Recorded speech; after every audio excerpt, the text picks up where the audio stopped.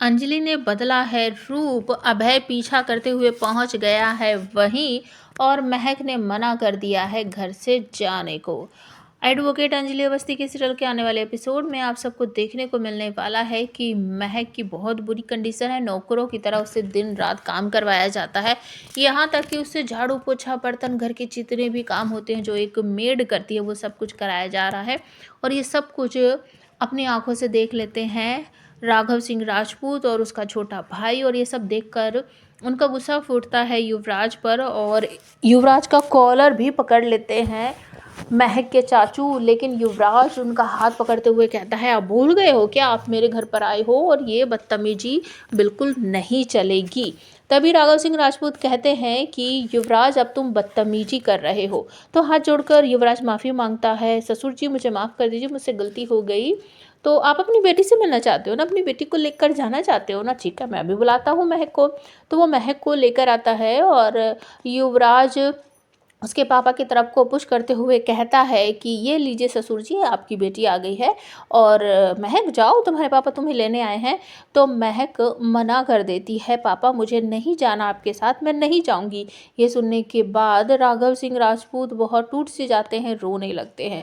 दूसरी तरफ अंजलि ने अपना भेष बदल लिया है और पहुंच गई है वाराणसी, जहां पर वो भिखारन बन चुकी है। जी हाँ, भिखारियों की लाइन में बैठी हुई है, एक बहुत बड़ी सी उम्र की बुढ़िया सी दिखाई दे रही है और भीख मांगती हुई आप सबको नजर आएगी, क्योंकि उसकी बेटी आरती और वेद की जान खतरे में है और उनको बचाने के लिए उसने अपना रूप बदला है। जिस नाव में बोट में आरती और वेद सफ़र कर रहे हैं उसी नाव में अंजलि भी है अपने कुछ साथियों के साथ, और अभय सिंह जो है वो भी वहाँ पहुँच जाता है और किसी गुंडे का हाथ पकड़कर मरोड़ देती है और उसको लात घुसे बजाकर नीचे ज़मीन पर पटक देती है। ये सब देखकर अभय समझ जाता है कि ये कोई सिंपल लड़की नहीं हो सकती या फिर ये कोई उम्रदराज बुढ़िया नहीं हो सकती, ये ज़रूर कोई ना कोई अलग है।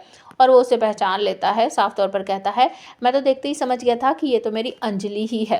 तो जिस नाव पर सब लोग सवार कर रहे हैं वहाँ पर कुछ गुंडे आ जाते हैं नकाबपोश से और वहाँ पर कली भी आ जाती है। कली आरती की तरफ देखते हुए कहती है, मैं तुमने मुझसे मेरा पति छीन लिया है और वेद बाबू अगर मेरे नहीं है तो मैं उन्हें किसी का नहीं होने दूंगी और मैं आज तुम दोनों को यहीं मार डालूंगी और तुम्हारी लाश कभी किसी को पता नहीं चलेगा। और अपने गुंडों को कहती, ए मारो इनको। तभी अचानक से एक बुढ़िया से उठकर आती है और गुंडों को उठा कर पटक देती है और कुछ गुंडों के हाथों से वो गन वगैरह जो है वो भी छीन लेती है और कहती है कि मेरे होते हुए कोई इन लोगों को छू भी नहीं सकता। और कुछ अंजलि के जो साथी थे वो भी खड़े हो जाते हैं और गुंडों को मारने लगते हैं। ये सब देखकर आरती को कुछ समझ नहीं आता कि आखिर ये है कौन। तभी वो अपनी जो मतलब विग वगैरह थी वो सब हटाती है और आरती उसे देखकर बहुत ज़्यादा खुश हो जाती है कि मेरी माँ इतनी दूर आई है मुझे बचाने के लिए। आप हमें कमेंट करके बताओ कली और गिन्नी का क्या होगा, क्योंकि गिन्नी को भी यहाँ पर फ़ोन करके साधिका बता देती है कि अभय वहीं गया है अंजलि से मिलने और दोनों ना चोरी छुपे मिल रहे हैं। तो इसी को तो सच्चा प्यार कहते हैं।